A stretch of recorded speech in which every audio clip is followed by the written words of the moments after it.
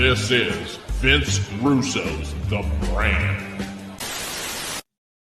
What's going on, WWT Nation? It is I, the Kingpin, King of the Streets, Suntan Superman, along with Pierce Austin, the Aussie saucy little man who is one of my best buds, and also John. I signed autographs yesterday, and he loves life. Pause. Two-man power trip. What's up, guys? How's everything? It's going well, brother. It's going well. Just Sunday evening, kicking back. Oh, absolutely, man. Today we're going to talk about, one of the most controversial individuals in British history, Jimmy Savile. You know, one of the people that Sir Jimmy Savile, to be precise, the gentleman who was one of the top DJs, supposedly a professional wrestler, one of the top individuals that brought Charities to England. Like, he was like the guy of doing a lot of charitable work. But there was a lot of dark stuff behind the scenes that nobody really knew about, or did they really did know about it? They kept it undercover due to his celebrity status. You know, we're going to dig deep into it and find out what this guy's mind was all about. He was really interesting, and he said a lot of stuff that just really like raised your eyebrow, like The Rock, you know? Yeah, he did. And, you know, like it's interesting to see because he was pretty much like one of the most powerful men in Britain when you come to see the connections that he had, you know, being close personal friends with Margaret Thatcher, the Prime Minister of England at the time, the royal family, where, you know, so much so that he was like a confidant to, Prince Charles, where Prince Charles would send him letters and say, you know, this is a speech that I'm going to do. Can you look over it? You know, you have such an amazing way of connecting with the people and the general public. How will this perceive me? How can I appeal more to the general public? Can you please look over this and amend where you see necessary? And you have to think someone in the royal family who would have professional speech writers for them working for the family, and for him to be so trusted by Prince Charles, you know, speaks massively to the person that they thought he was. No, absolutely, man. Absolutely. And we're going to be digging deep into that. But, you know, we definitely need to speak massively to our sponsors today. So definitely want to get that off the board. And so we can definitely pick John Paul's brain, because he's a very well knowledgeable of wrestling history. And we want to know what he thinks about Jimmy Savile. So let's get these sponsors going. Okay, first up is healthvape.com. Health Vape is your healthy vaping alternative. All of their products, no nicotine, no addictive or harmful chemicals. They restore your energy while giving you that vital boost. They're no nicotine, as I said, and they're vitamin infused. So check out healthvape.com. Use that promo code MWAPOD to get a 10% discount on your final purchase, baby. Well, for all you athletes out there that definitely want to step their game up on the gridiron or on the field, definitely check out sleeves.com. It has the best websites out there for arm sleeves, headbands, like I said, any sports accessories that you need to step your game up. Use promo code MWAPOD for 10% off. But once again, I always stated my focal point is always those dirty boxes. Those are the things that definitely step your game up in the bedroom, and also in the pro wrestling locker room when you drop your trousers and people just see those elephant trunks, and it's just very well entertaining. So again, check out sleeves.com, promo code MWAPOD for 10% off. Yeah. You know. But, you know, Sir Jimmy Savile, you know, was a guy, you know, who, you know, he was, you know, hosting Jim'll Fix It, you know, which was which was a TV show which was getting, you know, 20,000 letters every single week, where people would write in with, you know, a problem, an issue, or something that they wanted to have Jimmy's help with, and he would make it happen. And, you know, obviously, like, it's not coming out of his pocket, you know, doing all this stuff, but he was the host of the show, and he was the one who was getting over, you know, with the audience. And he became one of the most loved men in Britain, even hosting, you know, one of the most classic shows, Top of the Pops, as well. But before we get into that, I mean, definitely let's start off from the foundation of where Jimmy Savile first originated from. I mean, he was a known DJ back in 1958 to 1968, so a 10-year span as a radio DJ, and also his professional wrestling career. Supposedly, he was in pro wrestling in his 20s, and it still said that he was still wrestling till till his old age. He always kept saying, "Yeah, I'm still an active wrestler," you know.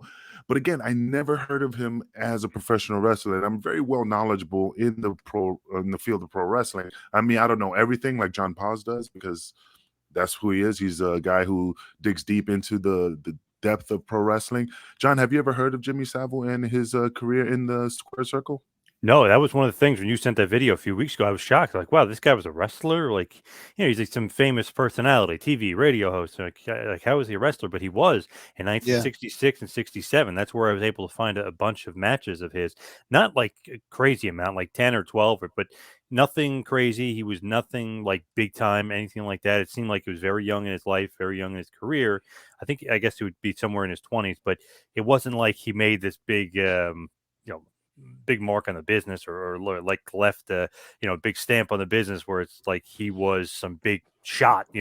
He was just a guy who I guess loved wrestling, was trained to be a wrestler, and he had a bunch of matches in the mid to late 60s, and he really didn't work for any like huge promotions either. He worked for joint promotions in Manchester and in Newcastle, so it's not like he's working for like WWF or or No. WWF or something like that, but very, very small promotions in England.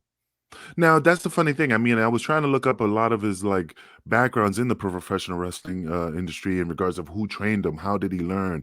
Did he learn it from Robbie Robinson? Did he Carl Gotch? Was he hanging out with them? I never could have find the source of where he got his training, or was he just like a backyard wrestler that he just jumped in the ring and acted like a fool and learned a couple moves, and now he considers himself a professional wrestler. So that's something that really like stood out. Yeah, it's funny. There's no real like when you look it up, there's no like real information. Like usually everybody like, hey, Angel trained with Johnny Rods. There's like nothing there. It's just like a list of matches really for him that he had and promotions he worked. Couldn't find out who trained him when I was looking it up. So kind of a mystery. Who knows really? But what's interesting? His whole life is a bit of a mystery because his Seems like personal it. life, outside of the spotlight, there was no connection to any romance, whether it be male or female. There was never photos taken with him with any significant other. And he was actually questioned on this in an interview that I saw, and he said, yeah, I'm never in the one place for more than 48 hours. I'm always But on the move. But correction, I did see it. I don't know if it was Australian news broadcast or it was an English broadcast. It was a very short clip. They did an interview after his death, maybe like a year or two, with his niece and his girlfriend that was with him during the time before he passed away. She said that she was I forgot her name, but she said that he kept it under wraps because he liked it to be a mystery. He wanted to be known as the Bachelor. And that, like I said, she spent all her time with him, and she had a family and her own personal life. So she didn't want to get in the mix of those, his world. So that's why he kept his relationship with her under wraps. Again, it was just on one of those like BBC. Again, I don't know if it was an Australian show. I wasn't really paying attention to the accent. Sure. I was just really focused on the interview. But like I said, his niece was there, and they said a lot of things about him that was not, matching up to the controversy that they have of him. They were kind of like, he's not that type of person. But we'll get into that. Yeah, we definitely will. But looking at what he was doing and the connections that he was a very powerful guy. There's no doubt about that. And I think when you look at the accusations and where he was going with it, you know what I mean? Like going to reform schools and taking out 3 girls, you know what I mean? And you know what I mean? Like it's very, very odd, but it's also very, very strange. But you put it in a situation is like, okay, who's going to believe these teenage criminals over Sir Jimmy Savile? It's funny though. I was watching when I don't mean to laugh, but it was funny because I'm trying to figure stuff out when they're like, "Well, he raised £3 million," and I'm like, "What the hell is £3 million in American?" Then they were like, "Oh, he was in my knickers." What are knickers again? Oh, got to be that Underwear. drill. I know, but still, I had to stop for like look up for a second. Oh yeah, I'm assuming that's underwear. So their terminology of things, I just had to pause for a second in regards to that. But again, I mean, the guy was a very, very strange person. I mean, he ran marathons. He was all about physical fitness. I mean, he didn't look physically fit because he was skinny, but again, he did run a lot of marathons, a lot of like triathlon bicycling, and never seen him with women. But then but he was that's what I'm saying. He was very well loved by millions of people, and it was just very odd that it's just like nobody was coming out at the time in regards to this. I know he was powerful, but it's just weird that how things were just playing out. But John, I mean, what was your knowledge in regards to Savile's career in regards of like the controversy that's followed him? It's fun. Like when he was alive, it was like one life where like he was this great humanitarian. He's a philanthropist. He's raising money, like you said. He millions of pounds for charities. He's doing this stuff. He's visiting reform school kids. He's doing that. And then once he died, I know there was accusations when he was alive, but they all kind of got brushed under the rug, or nobody really paid attention to it. But then when he was dead, like a year after he was dead, then they and did the whole ITV investigation, and then they go into all the stuff. So it was weird. It's like, were they trying to cover it up when he was alive and they could finally reveal it when he was dead? Or were they trying to destroy his name after the fact and he was innocent? But it seemed like the evidence proves, or not proves, but it points to him maybe not being the most honest guy. Maybe he had a facade, a public facade, and maybe he wasn't quite the guy that we thought he was. Maybe the charity work is one thing, but that could have been a front, or maybe him to get closer to certain people. You never know, because it just seems like a two-face almost. Yeah, I mean, like the thing is that, like I said, his life always started like, I mean, he was around the Second World War, when he was working in the coal mines as a they called him a Belvin boy. I don't know what the fuck that is. Pierce, do you Here's know what a knows. Belvin boy is? I don't know. I No, let just me- you know, but I mean, again, I don't know what they did. I don't know if they carried coal or whatever, but maybe I'll probably have to look it up. But I mean, the guys, he sustained a spinal injury during that time. Supposedly, reportedly had a spinal injury during that time, and that's when he kind of began his his career in the radio business and managing and doing dance hall presentations, like Welcome to the American Bandstand type of thing, like a Dick Clark type of host. But again, I mean, he was always in the entertainment business after his career in the coal mining. But go ahead, Piers. I didn't mean to cut you off. no, I was just going to say, did you mean Bevan Boy? Yeah, Bevan Boy. I don't know. Yeah, so Bevan boys were young British men who conscripted to work in the coal mines of the United Kingdom between December 1943 and March 1948 to increase the rate of coal production, which had declined through the early years of World War II. Okay, so in plain English, what does he do? Like, what Just is works the? in a fucking coal mine, but he's a kid. Oh, so that's it, just like a bat boy, basically. Yeah, Like a yeah, bat yeah. boy, So like they call it. Yeah, okay. yeah, so the program was named after Ernest Bevan, a former trade union official and then British Labour Party politician, who was the Minister of Labour and National Service in the wartime coalition. Yeah, okay. I knew Interesting, I knew interesting. Pierce would know that. I knew that. I mean, I never heard of Belvin Boy, No, me but neither. Yeah. but it's like saying, like calling a person Newsy, Newsies. They remember that Disney show Newsies, and that's what they used to call those English kids that sold papers and shit. I'm assuming, but anyway, but like I said, I mean, the guy, I mean, raised 40 million pounds in charitable donations to help kids with ailments You and think that's why maybe people were looking the other way, because there's like, can't be. He's so charitable. He's so nice. He's such a good guy. He's yeah, raising money for causes. Is that why you It's look got the to other be, way? right? yeah, but he It's had gotta a be. lot of connections. I mean, doing those charitable events and raising all that money, he was rubbing elbows, like Pierce said, with Margaret Thatcher, Prince Charles, a lot of high prime ministers, and people in parliament. I mean, there was just, again, I mean, I don't know the hierarchy in the government of England. I mean, it's probably similar to Australia, but I mean, he was rubbing elbows with everybody that had power. And of course, if he was doing some shady stuff, they're connected to him, so they had to keep it under wraps because English people are very. I'm not trying to disrespect them, but like they're all about like, well, what people think of me, and I'm a high pillar of society. Our name is meant, means something, and if we're associated with, you know, unsavory characters, then it's just going to put a bad light on our family. I mean, do I agree? Do you agree on that? Because, like I said, there are prime ministers and stuff like that where you're at. Do they feel the same way when they about themselves in regards to their name? I mean, I think politicians in general would probably feel that way, Angel, when it comes to their name. I think it's definitely. I wouldn't put it down to being a prime minister thing. I No, think it but would be like a politician or even people. in a higher level of society, like the royal family, for example, would probably think that way, how they're perceived. Yeah, That's but but I always look at nothing against them. It's just they hold their emotion on the cuff. And how dare thee, and this is absurd. You know how they kind of like they call them the snobs. They look down on them, and I know Americans do that, but they do it in a different way. That's I mean, I don't know how to explain it. How our politicians are. John, what do you think? They're more. I mean, I know they're assholes, but what's Smarmy, yeah. But, snake-like. Yeah, but you know how the British are, like the upper yeah. crust. Like they got their nose in the air. They're like very royal, like very And that regal. yeah, Yeah. they really show what they feel about you. How dare you bring this absurd character Yes, into you our residence? swine. Yeah, You you swine, and swine. slap Yeah. you with the glove and stuff, But you know what? I'll actually give you guys a little bit of a history lesson. Like, the saying "born with a silver spoon in your mouth." Yeah. Yes. So that saying was actually originated back in the UK when they had the Black Plague, and Oh, for the yeah.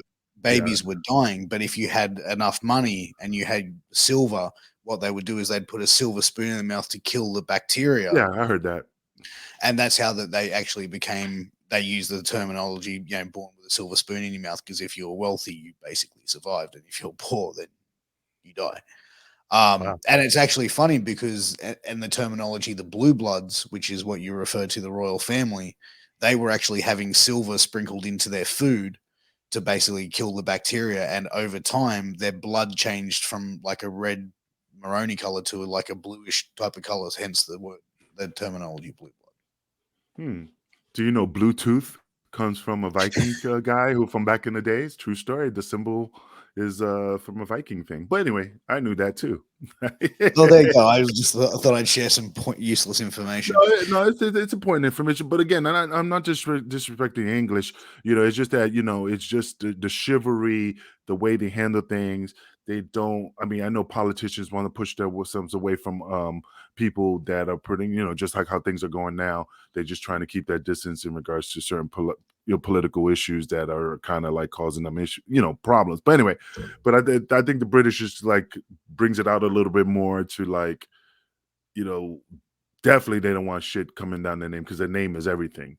You know what I mean? Their name is their birthright, and it's a lineage compared to like motherfuckers here. They're like, oh, fucking Trump, fucking Biden, who gives a shit, with his fucking sex tape, son crackhead, they kind of like, it's hard to hide. So, but anyway, but that's the thing. I mean, like, he rubbed elbows with the upper crust, man. And like I said, there's a lot of people that he was friends with that, I mean, didn't want to be associated with him, if this thing would have came to full fruition. But do you Well, think you he was got a to good person? Though? Hmm? Do you think he was Go a ahead. good person though for doing all the charity work? I mean, it's kind of like a two-sided, two sides of a street. Yeah, yeah. I mean, did a lot of charitable, but did he have a motive? Like, kids, like let me work this angle. Let me be the headmaster of an all boys school, but I like touching little boys. I mean, there's always an angle, just like in wrestling. And was that his intention? To work an angle to be around kids, and and nobody's gonna believe a person with mentally. Again, there's so many charities he's done, but I'm just using it as an example of something about mental illness or they couldn't talk because they were mute or whatever. He picked his targets, and you know what? Like, that's the thing. Like, he looked at and you look at people that are predators and people that have, this sort of history. They have certain targets. You look at people that have, like pedophiles, for example. You know what I mean? Like, they cinch their way into people's lives where they see a target, and then it's like they become like a very trusted person to these people, and then that's the way that they get in. I think that he definitely used his way to get in, with the hospital that way, with certain charities that way.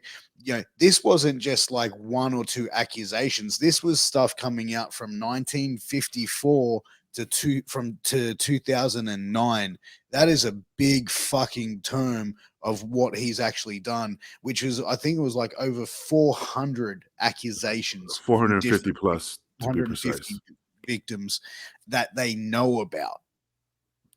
Yeah, and that's the thing. It's just so hard to. I'm not saying I don't believe him, and I'm not saying he's a saint or whatever. It's just like, man, why couldn't this come out so we could have the evidence? We can have DNA? Well, not DNA because it's all. You know what I mean? Like, I have a court case to do the investigation, do the appropriate due diligence to look into this matter to find out, where it leads. Now that the guy's dead, it's just all like, hey, this happened, and But Angel, they had the accusations when he was alive, but there was no evidence I know, but again, to no get evidence.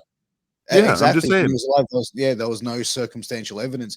They police interviewed him, and I heard the Scotland Yard. police in Scotland Yard, and you hear them in the interview, and he's very flippant in his responses, like, "This is just ridiculous. Yeah, we get this all the time. There's just people looking for a payday around Christmas time." You know what I mean? Like, he was very flippant. He was like, "I'm just so offended by this that you are asking me these questions." But You know wouldn't what I you mean? be offended? I mean, of course, anybody's going to be defensive. I Of mean, course, regardless of guilty or course. not guilty, they're going to still like, hey, this is absurd. This is ridiculous. Angel, but Of what can you do about that though? Like, as far as like police wise, cop wise, like, there's no evidence. It's just he said, she said. You literally can't do anything. Well, I mean, again, it is the investigation. I mean, timelines. Like, I mean, they did have a thing when he was with Gary Glitter on Cluck Click or whatever the thing is called. And they had one of the girls that was from one of the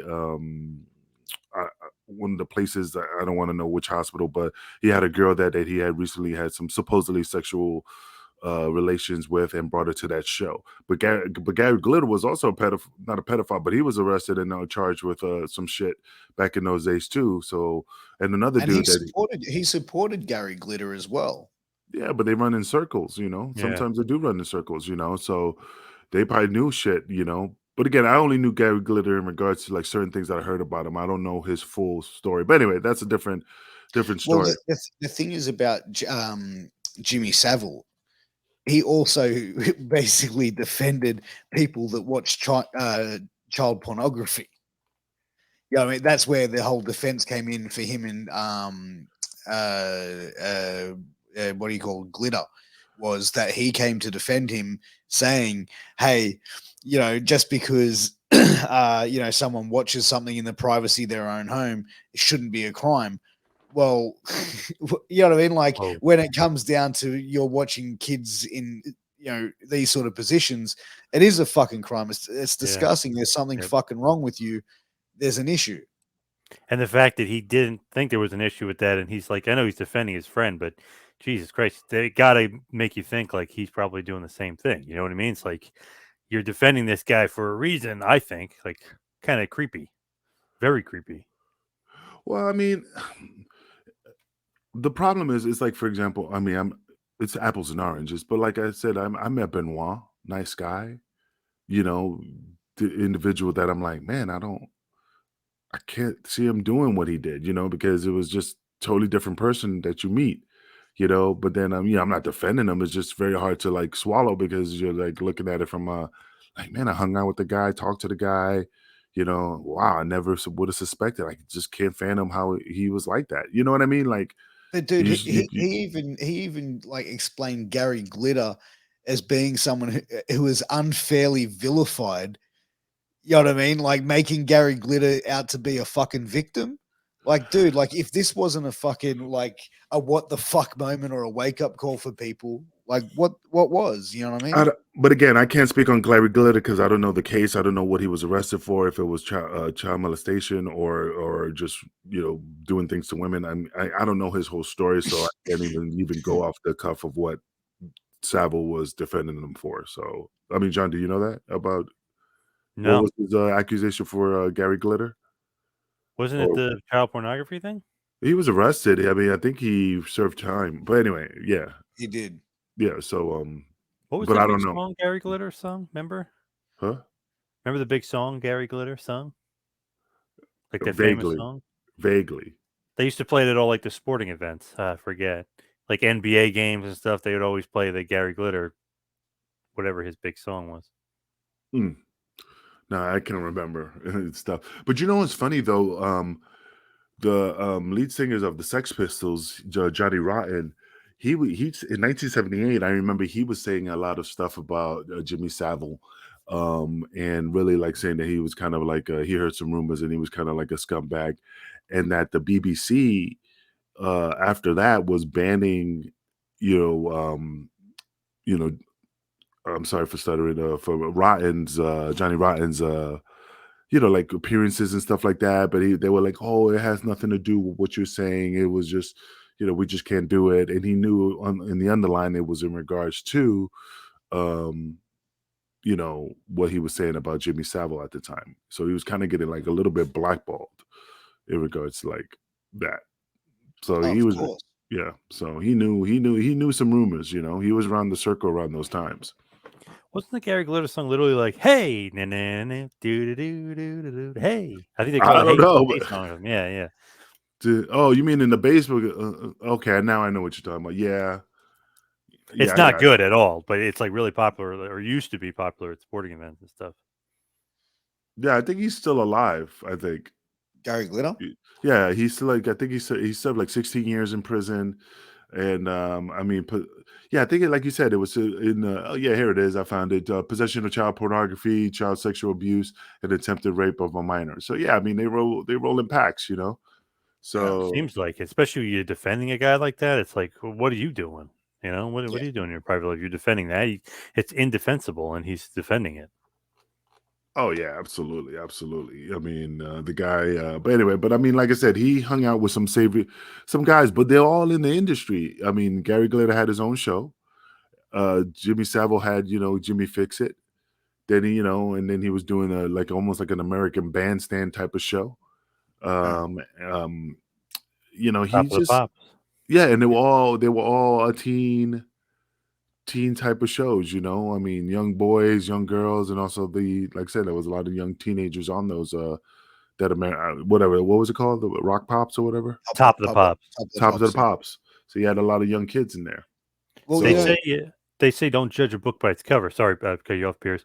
But what do you think about his actual look? Like, I don't know. Like after hearing the stories about him, you actually like look at him. You're like, I know he's horrible to say, and you can't say it about everybody, but you're like, that guy's something off there. Like, I know it's like part of his gimmick or whatever. He's like all wacky, but just looking at him, he doesn't seem like all there to me anyway. oh yeah, man, but again, was it I mean, that was his gimmick, but it was a creepy grandfather, grandfather look, I mean, but that was his gimmick, man. But it was a strange outfit. I mean, like I said, he always wore jogging suits, smoke a big cigar, wore those like red glasses that he used to always wear. He was creepy. I'm not gonna lie. But you know what? Like there was always rumors and stuff that like he liked little girls, and even in the 1990s, he was interviewed, and the interviewer asked about rumors that he liked little girls, and his response was, "Well, I work in the pop music business. The young girls in question don't gather around me because of me. It's because I know the people they love, the stars. I am of no interest to them." Yeah, So but again, he may like be interested that's, in them though. but you know what I mean? Like this is him gaslighting around questions, and you see him in interviews, and when people ask him about his personal life and everything like that, he gaslights around everything. Without proof, I guess like if some people can believe what he's saying or not believe what he's saying, but without proof, it's hard to say. But it is weird that like all this stuff comes up. Like, hey, how come you have 450 accusations? Like, okay, like oh, they say you like little girls. You're always around little girls. Like, how come this stuff just keeps popping up? Can't be a coincidence. Definitely can't. It definitely can't. And to me, like this guy even looked kooky. You know what I mean? Like he was very, very strange. Whether that was just a gimmick for the camera, like I don't know. Like he might have been a completely normal dude outside of that. But to be honest, I just see him and it's just like there's something kooky about this dude. Like he's just a little bit twisted. Even where it's like he said he's like, I saw this beautiful 17-year-old girl with long legs, and he's like what 50 years of age saying shit like that. That's what I mean, that's kind of fucked up, A little creepy, yeah. But I wonder too, it's like I don't nobody's like doing it when he's alive. Like I know they're asking him the questions and do it, but they're not really like investigating him.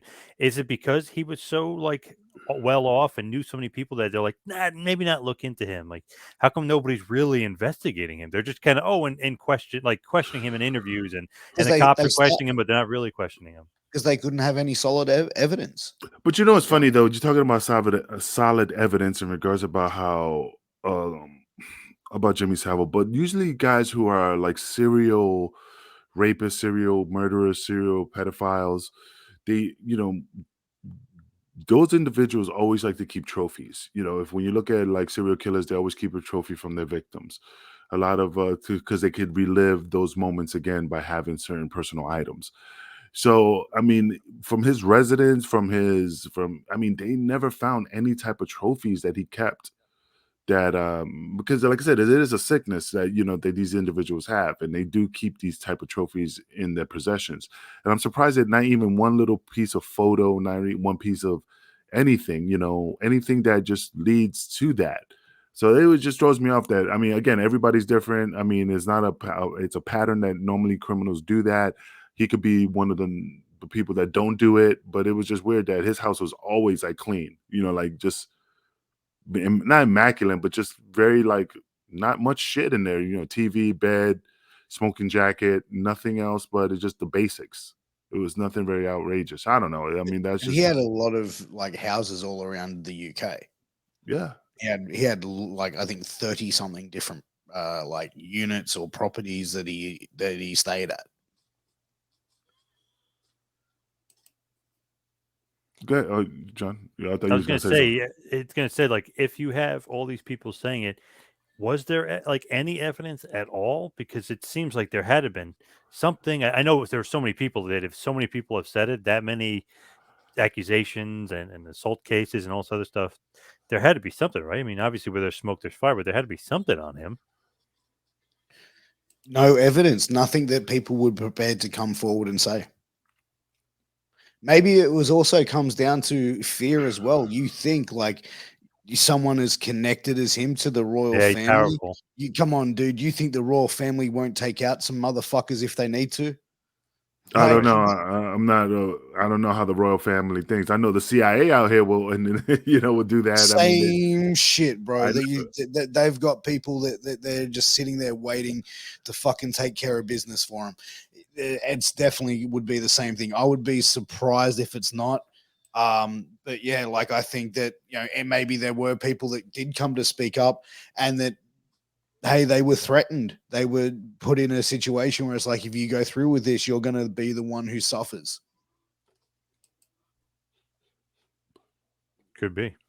well, I mean, but put it this way, Fear. like, so I mean, in regards to his charitable work, I mean, he, like I said, he was one of the individuals that bought a lot of like medical equipment, a lot of things that will help children, beat these, whatever disease they had, whatever ailment, whatever deformity or whatever. But I mean,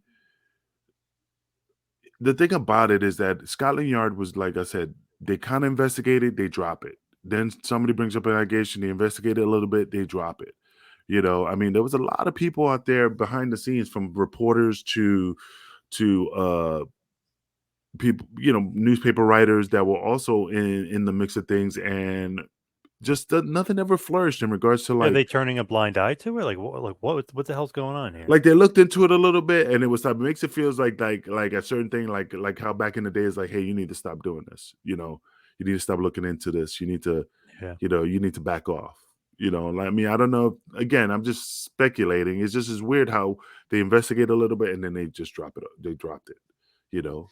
But it's interesting though. Like Jimmy Savile had an autobiography called "As It Happens," which was released in 1974, and it contains multiple admissions of criminal behavior. Apparently, without Savile's self-incrimination being noticed, he would joke to the press when they phoned him, and he would say, "She told me she was over 16."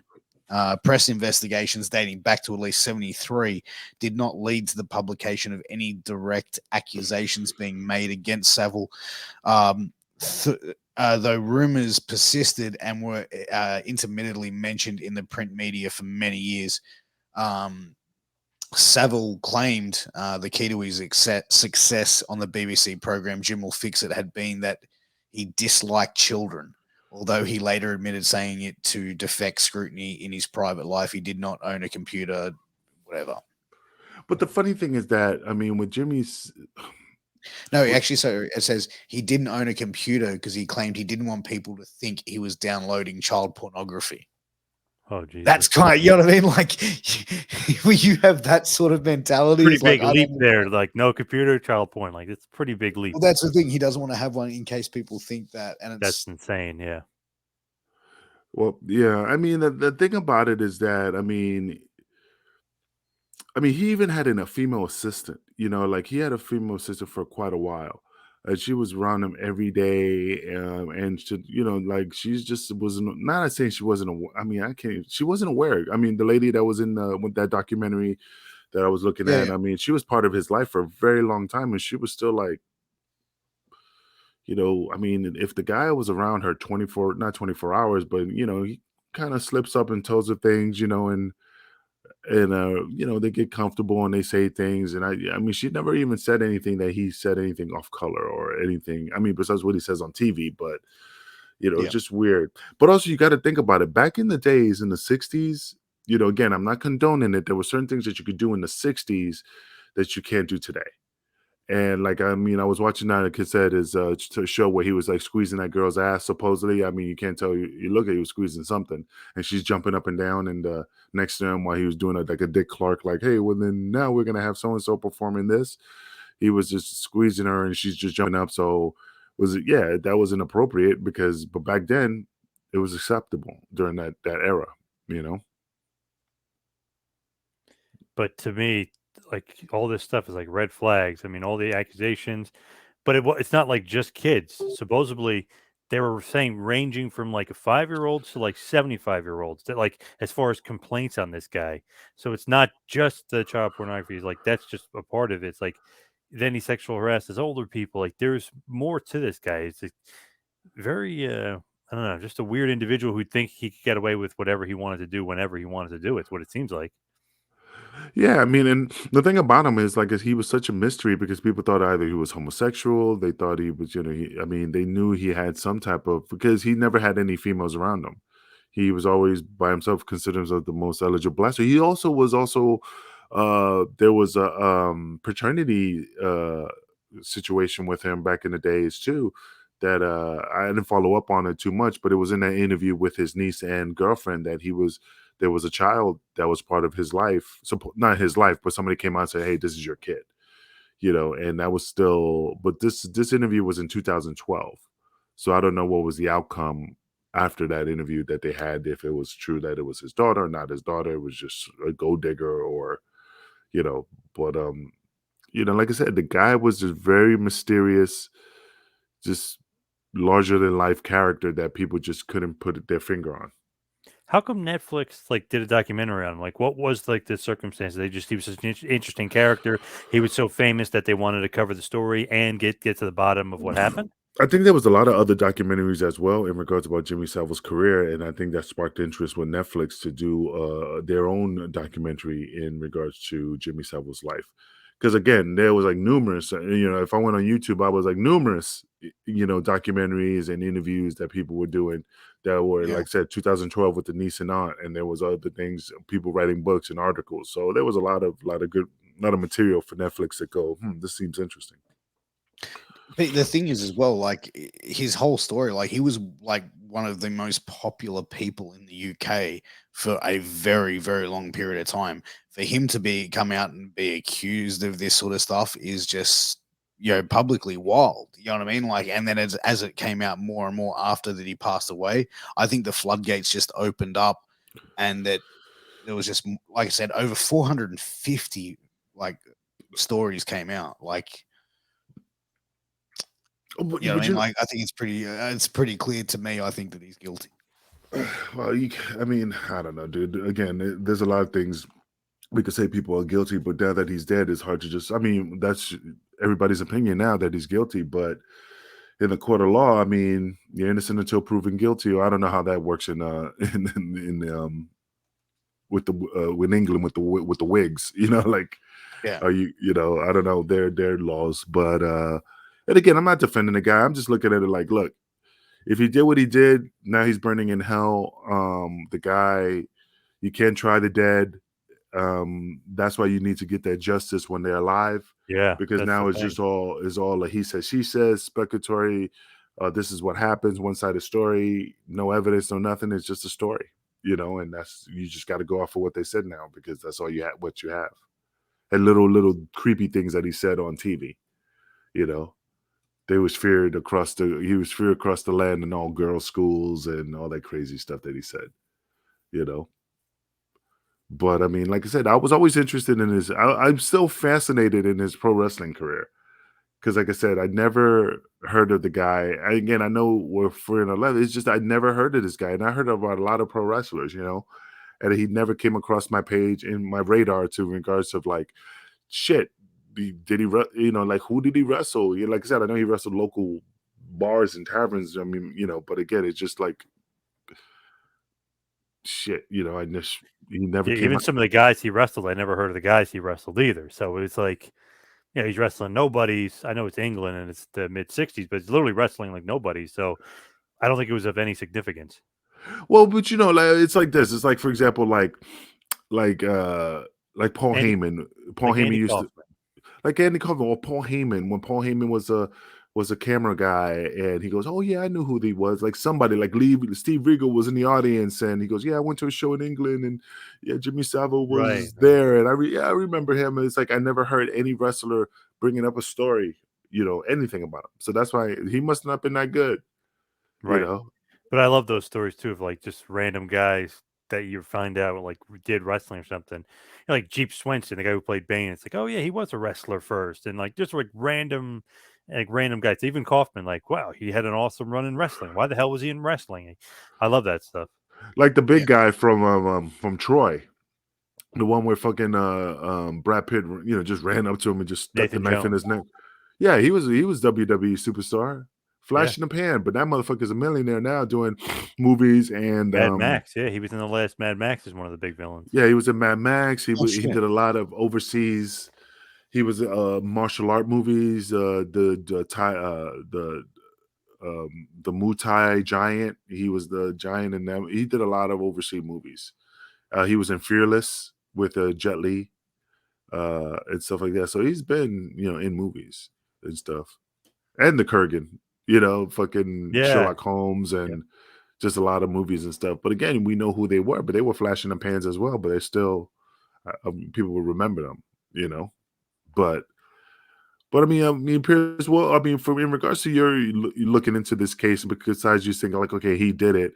Well, I mean, there's any other evidence? Any other like? I mean, there was tape recordings of him talking, saying how absurd it was, but there was no slip ups in regards of him saying anything. I couldn't find anything to just say, yeah, he did it. Like he admitted. Besides, just this is absurd. One of the things he made a statement in an interview that I heard, and he said, "I'm not clever. I'm tricky.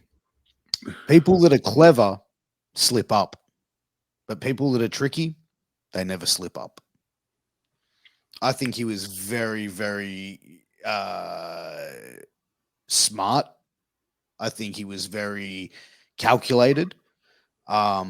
And I think he would have had to have been to be able to pull this off for as long as he did for over 50 years. I think he was definitely But would pinpoint his victims or the people that he was had of interest of him. Oh, he was interested in them. And being a celebrity as well at that highest level, man, like it was probably very easy for him to persuade young girls. yeah, but the Or thing young is people. that I mean, going back to Gary Glitter, I mean, this guy was arrested for child pornography, and he was. I mean, I'm not saying they were best, like you say, Pierce mates and stuff, but I would have been like, I'm surprised that Gary Glitter was like, yo, here's a couple photos, man. Here you go. They traded them like baseball cards, and like I said, the guy never had any type of anything. That's the weirdest part. He didn't have anything to like least connect him to even Gary Glitter. I'm surprised that he didn't spin on that motherfucker. Just say, "Yo, I got some shit on on Silva in regards to shit that he's connected with me. If you could give me a reduced sentence, shit like that. Yeah, it just because once somebody snitches, man, you know what I mean. It's all about yourself. So I'm surprised Gary Glitter didn't drop dime on him in regards to what's going on. They ran with each other. Yeah, I mean, it comes down to he said as well, though, man. Like he could say that he did this, and this, but if there's no circumstantial evidence, there's no solid evidence, you can't prosecute. I mean, how can you prosecute with someone with no evidence? But No I know, victim. but if you have a murderer, like I'm just making this up, if you have a serial killer, John Wayne Gacy saying John Paul's was my partner in crime and he knew what I was doing, that fucking spotlight will hit big, regardless if it's fabricated. They'll fucking run him, rake him over the coals, and to find something, they'll take his computer, come in his house, dismantle him. Investigate it. Yeah, like, I mean, they'll fucking do a search warrant. They'll take it, make his life a living hell. It seems like a lot of people just didn't believe it. You know what I mean? Like, didn't believe it about him because he was a celebrity and he did charity work. Just seemed like people either turned a blind eye to it or they just flat out didn't believe it. Like, no way, it couldn't be him. He's a little wacky, but that's just his Well, personality. It could seem like he got away with a lot of stuff because even at his funeral, they were saying like thousands upon thousands of people showed up. If people were suspecting him of what he was, no, I don't think anybody's showing up to your funeral. You know what I mean? I think people just ignored it. but what's funny? I mean, it's like Don Knotts, like the story of Don Knotts. Like, oh, who was the worst drill sergeant that you never knew? It was Don Knotts. I'm like, well, I said Don Knotts, Mr. Furley, and they were like, yeah, he was in the military. Supposedly, he was in the military as a drill sergeant. I looked that up, and somebody told me that, and he goes, yeah, he was like a real like hard ass and stuff. And you can't picture Don Knotts. No, definitely not. Doing that Mr. Furley face, with his puckered lips, like, "Oh, you talking bad to me, boy?" And you just laugh. But again, like you say, you just it's hard to believe when you have one vision of a person. Like you said, millions of people showed up, or thousands of people showed up to his funeral. I mean, there was a fucking line of fucking cars, almost like it was royalty, Yeah.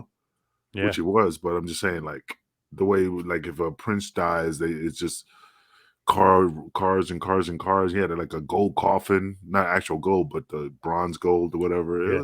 It was But pretty. But like you wouldn't have that if somebody was like, "Oh yeah, this guy's a child molester and child porn and sexually assaulting people." I think people would have been against like, probably can skip this asshole's funeral, burn in hell. But it's like, no, everyone it seemed like no one even believed any of it, or a lot of people didn't believe it.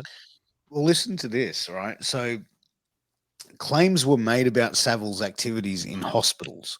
It was claimed that he sexually abused a 13-year-old patient during a visit to Stoke Mandeville Hospital in 1971, that was the hospital that he raised. I think it was like 10 million pounds in like 3 years.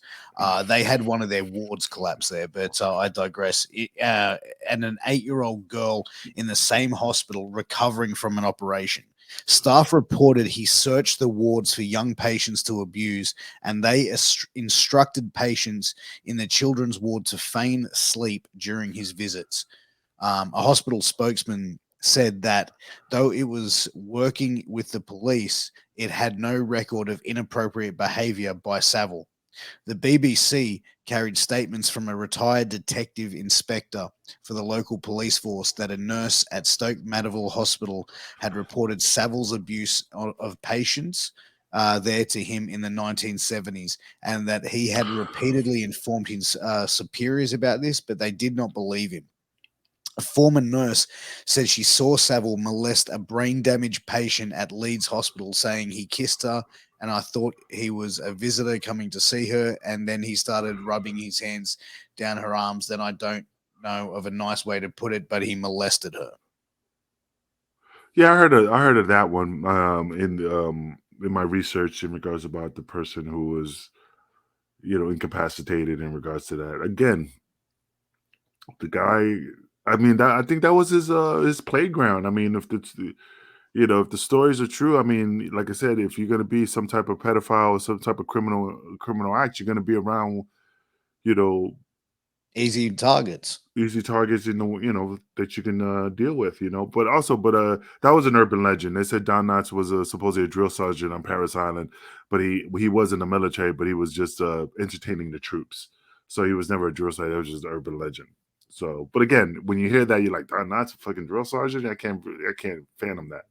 So, Probably what a lot of people thought about Jimmy Savile. Like, no, he's such a good with charity and good with helping kids, people and good yeah. with kids. He can't. There's no way he could be like that. Well, apparently he could be. I mean, like I said, there's a lot of guys.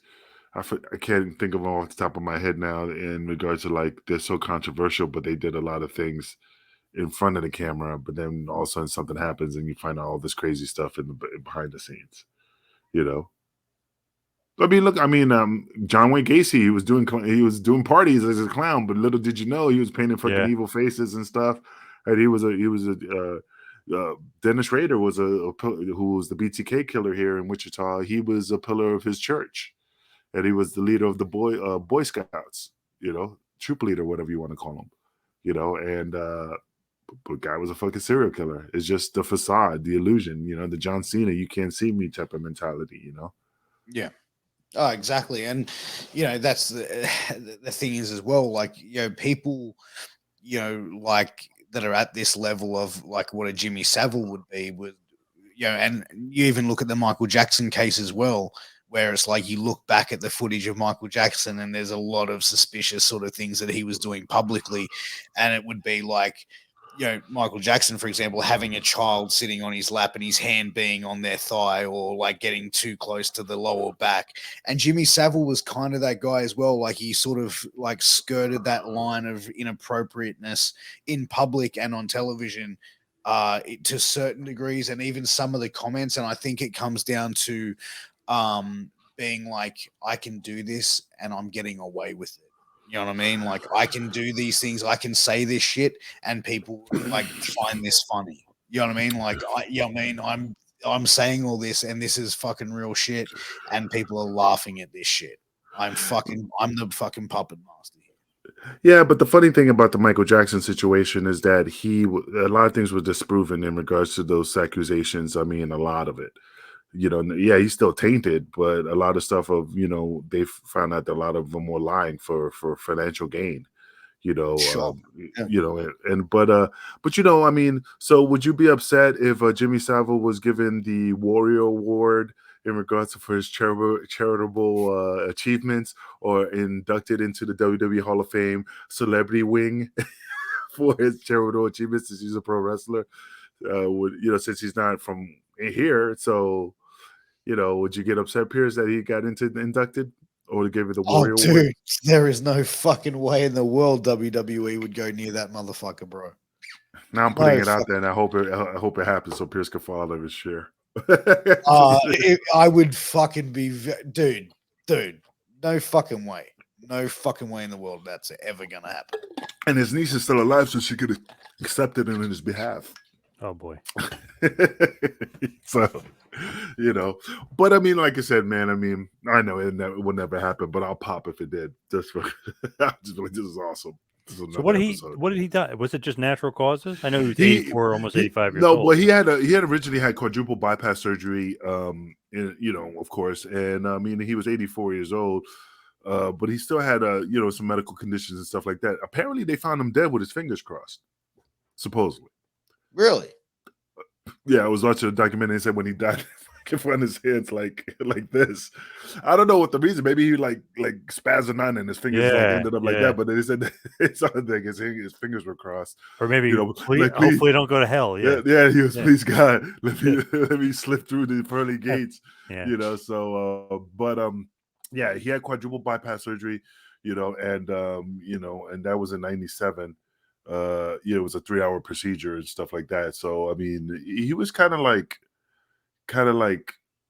fading away after that. I mean, he had pneumonia, but when he was in the hospital and his death was not suspicious, I think it was just natural causes in regards to all that stuff. I mean, he smoked a lot of cigars. I never saw him drink. I just saw him smoke cigars, but he was a marathon runner and rode bikes. Like that motherfucker was a bike riding fool, and running. That's why he stayed so thin. You know? 84, 85 for a man. It's pretty good though. Pretty long life. Yeah, it's a pretty long life. I mean, apparently, an auction for Savile's possession was conducted by the Royal Armories Museum back in 2012 and proceeded going to charity. His silver Rolls Royce convertible was sold for 130 pounds to an internet bidder. So, 130,000 pounds is what an American. Piers, let us know. Ooh, 130. Because when they say 400 million pounds, I'm thinking like, I still think of like in my brain, like 40 million, it has to be equal to that, similar, maybe a little bit more, a little bit less, but kind of in that ballpark. He's going to get in the converter, so, currency About exchange. 159,000. Okay, so Oh yeah. shit. Okay, wow. So 440 million in pounds is probably, a little bit more than what my thoughts is.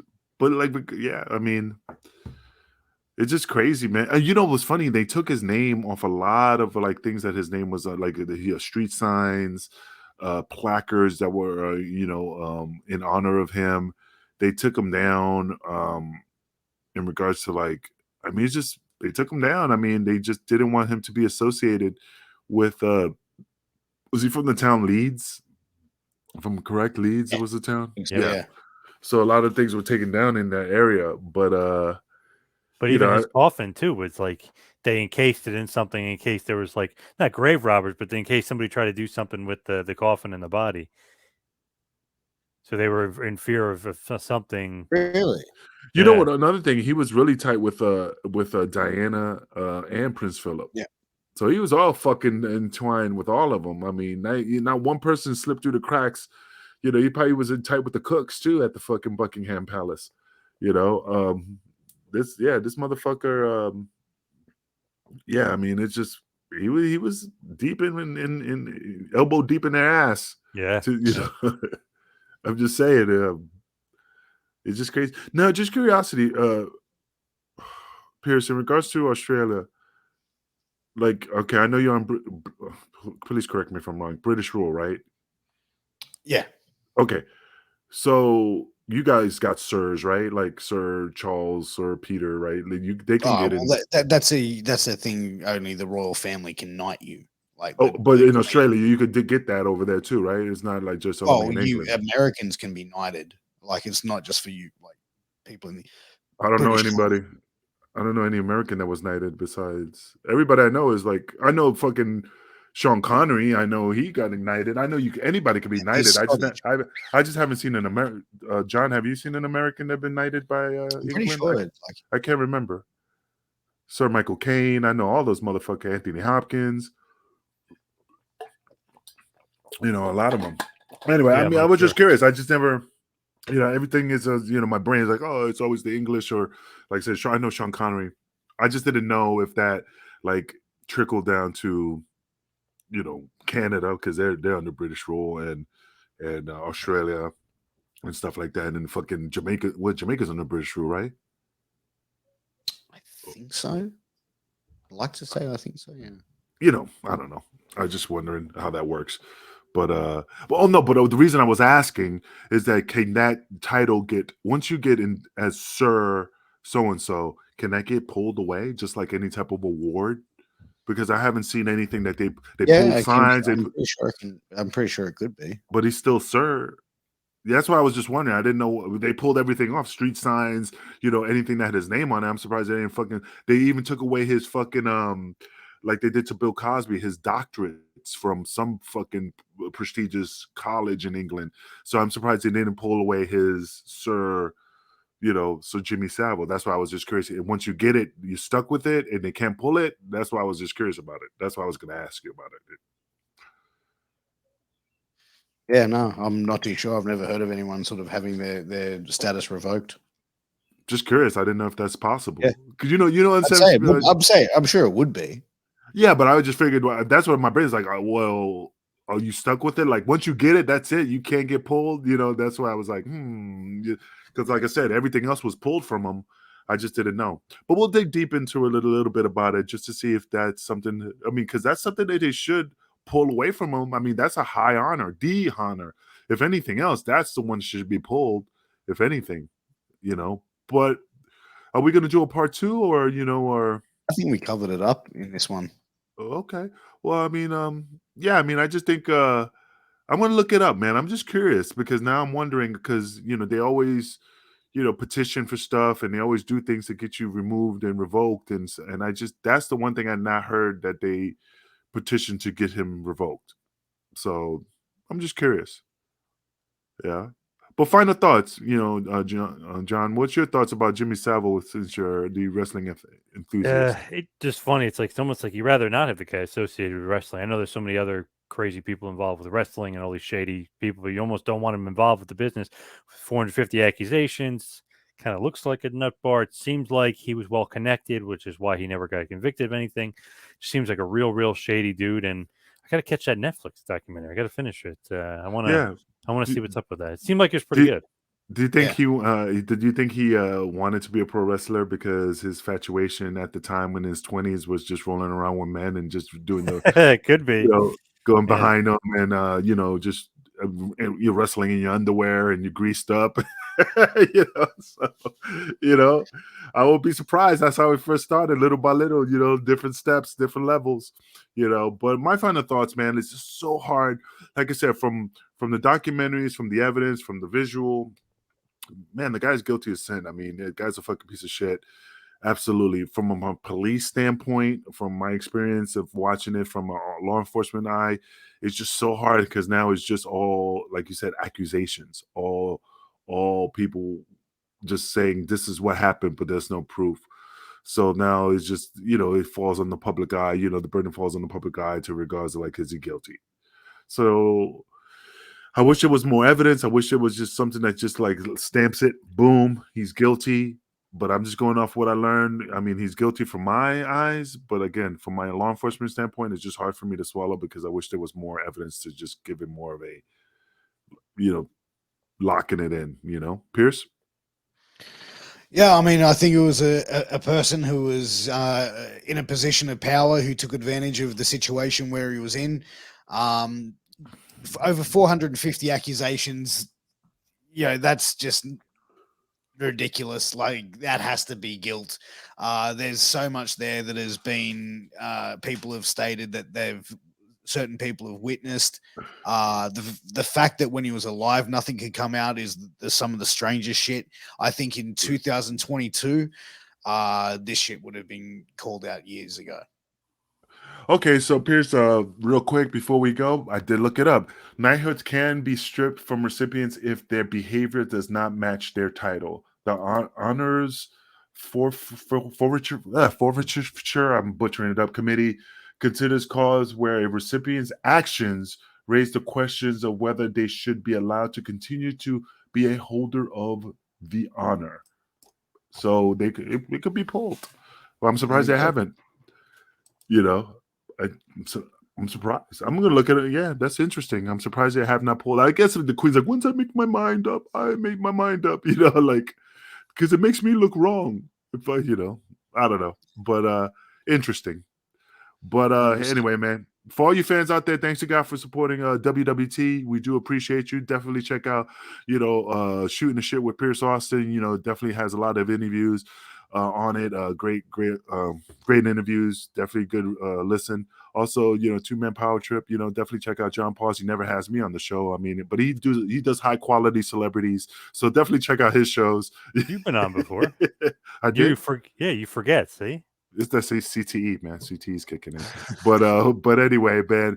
Hey, again, guys, thank you again. I appreciate you guys for supporting us. Anyway, my condolences to Fred Ward, Remo Williams. The Adventure Begins. The guy from Tremor passed away. One great American artist. You know who that was, Pierce, right? Fred Ward. You ever watch Tremors with Kevin Bacon with the big old fucking snake? Tremors? Come on. The villain in Naked Gun 33 1/3. Come on. Pierce. Oh, really? Him? Yeah, Rocco Dillon. Yeah. Yeah, he died. Oh, He passed away just this past Friday. And it's funny. Half the money he's donating is to CTE. So I'm assuming that he passed away from some type of brain ailment in regards to that. Because usually when people donate to causes of like cancer and stuff like that, it's because of something they're going through. So but again, my condolences. He was a great actor. For you fans out there, we'll see you next week. And we'll definitely holla at you, man. peace. Peace out.